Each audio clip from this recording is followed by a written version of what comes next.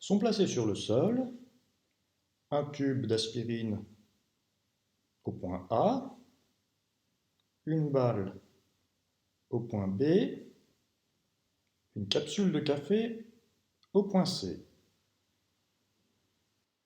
Avec l'application Mesure d'iOS, il est possible de mesurer des distances. Je place un premier point au niveau de la balle et je mesure la distance jusqu'à l'aspirine. 38 cm. Du tube d'aspirine à la capsule de café, 62 cm. Et de la capsule de café à la balle, 73 cm. On connaît donc les dimensions du triangle, qui est rectangle en A. Représentons la situation. Nous avons un triangle ABC rectangle en A. La longueur AB mesure 38 cm, la longueur BC 73 cm et la longueur AC 62 cm. Par rapport à l'angle B, dont on voudrait déterminer une mesure, le rapport cosinus, qui est égal au côté adjacent à l'angle, divisé par l'hypoténuse. Le cosinus de B est donc AB sur BC.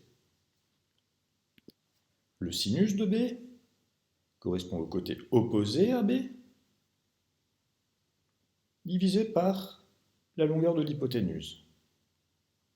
Et la tangente, qui est égale au côté opposé à B, divisé par le côté adjacent à B.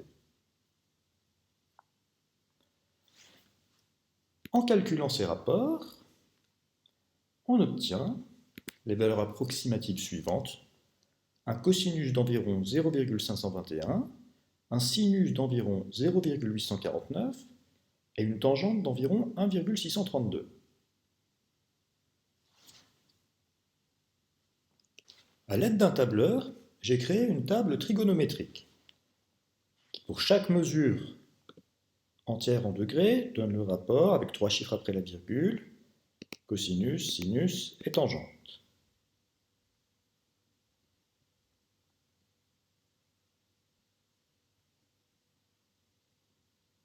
Et nous cherchons un angle dont le cosinus vaut environ 0,521, le sinus 0,849 et la tangente 1,632.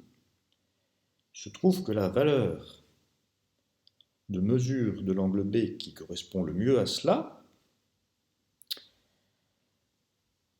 est celle-ci. On peut donc estimer que la mesure de l'angle B est de 58 degrés. Revenons à la situation initiale.